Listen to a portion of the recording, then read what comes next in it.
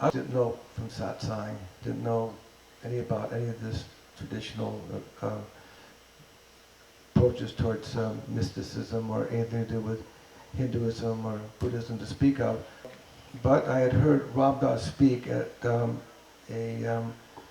hall in Los Angeles where he touched on some things that at the time when I heard him I didn't really grok them and didn't appreciate them, but they were talking about the dissatisfaction of the world of money and success and the unfulfillment that that can bring someone in their lives because it's so shallow.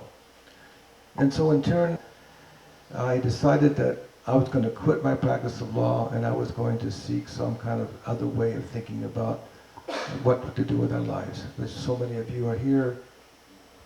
So many of you here also have those same feelings, I'm sure, that brought you to this place. And so, then I'm flipping out. So I decided, I went to a friend of mine, I said, gee, maybe I should go to a psychiatrist or psychologist or something. And somebody said, well, I know somebody you can go to, some guy named Harry Siegel. Well, that's like a safe name to me, it sounds like a psychiatrist. So I went to see this gentleman and I told him my story, what I was feeling and what I thought about my dissatisfaction with the world that I had created, even though it was so filled with success and glory and money and acclaim. And finally, after about 5 weeks of speaking to him, he didn't say hardly anything to me at all the whole time, you know. Asked me about some dreams, maybe look at my dreams. I tried to tell him about my dreams. And finally he said, you know, I said, that's it. I'm going to leave soon. I don't know where I'm going, but I want to just go on an adventure. He said, well, I know where you're going. I just wish I was going with you. And he gave me several books, including Be Here Now. He gave me Carl Jung. He gave me Be Here Now. He gave me about 10 books. And I went off on my adventure to try to, learn more about myself. And I went off to Greece for several months, then to Africa. Then finally I went to India. And I had no idea that Maharaji could possibly be found. As you know from reading Be Here Now, it's very clear by implication that this wasn't somebody you could seek out or find or exist or, to know where it was. He's only referred to as Maharaji, could mean 100,000 saints in India. But when I got to Bombay, someone suggested that I could go to a place to learn Vipassana meditation, which was Goenka.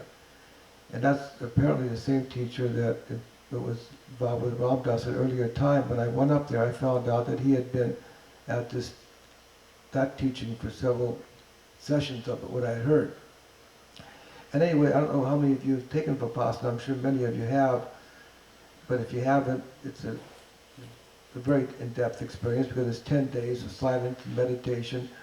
And it's very deep and very, very cleansing and very enlightening, to say the least, because you sit there for 10 days. After the first 3 days, you sleep for 3 days because you just can't keep awake. You're so tired from just living life.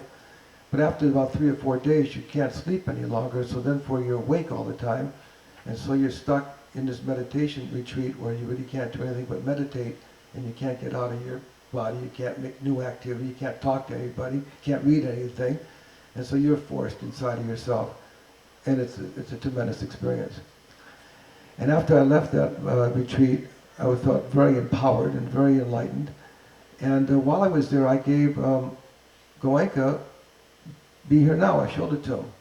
And he had said that he had met Ram Dass. Ram Dass had been in his course. And he said, well, if you see him, tell him he should come back. So take some more courses with me. I said, okay, fine. So I didn't know where to go. I was leaving this retreat location. Was up in northern India, somewhere near the border. We could hear bomb shells going off with the war in the background during the retreat. But somebody said, go to New Delhi, and there's a hotel by the name of Palace Heights. So I said, okay, that's a place to go. So I traipsed off to New Delhi, took a train or plane or whatever it was, train, and went to check in the Palace Heights, and there I saw Ram Dass's name on the register. And I said, okay, well, I'll leave a note for Ram Dass saying that I have a message from Goenka. I thought that'd be necessary to meet him, Sure enough, he invites me. I walked in, there was R.D.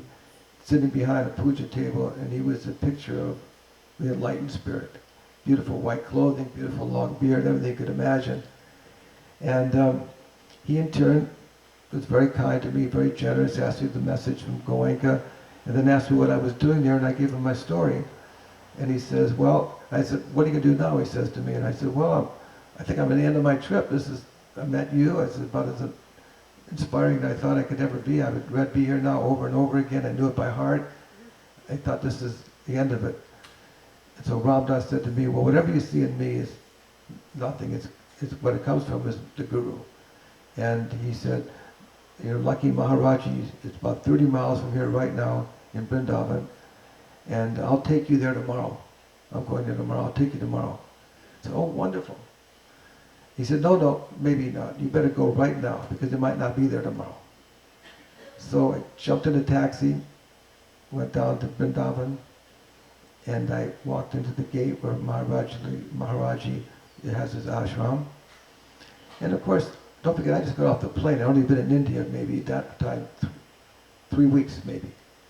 I was very unfamiliar with living in India or any of the eating Indian food or anything of that nature. But I knew that this was a very impactful experience I was having, and I knew that seeing Maharaji was beyond my expectations.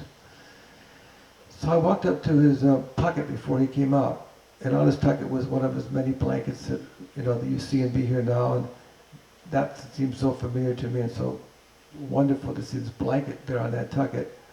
I remember putting my head down on the face of the tucket and my forehead and doing a pranam, a surrender, which was very fearful in a way, from the Western culture to think about surrendering to another human being.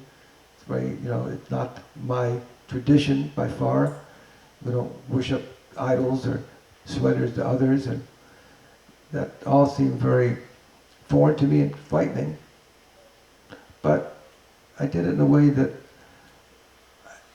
I was open to what would happen, and I did it sincerely. And he came out finally, and very sweet. I didn't feel I wasn't fearful of him. He didn't seem he was very unassuming, very fatherly to me, very kind, and I felt very comfortable, which was also to my surprise. I was surprised that I didn't have some kind of like seeing the president, feeling so far away from him. No, this man didn't make me feel like this at all. It made me feel like this is my grandfather.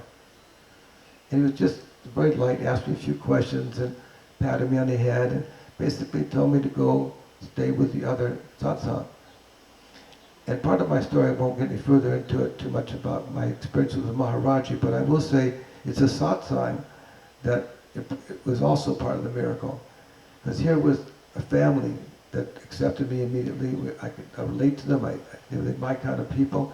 And yet they were doing some very strange things that brought me to Maharaji's feet. And one of them was, we're going to drink the water that washed Maharaji's feet now. Oh my God, I'm going to drink water. I'm going to drink the water. I'm going to drink water that washed some feet of a guru. But I did. And all those things put together brought me to Maharaji's feet, and he's kept me under his blanket all these years, and he's brought you together with us so we can share these moments together in family and in love. Because that's really the essence, is the love.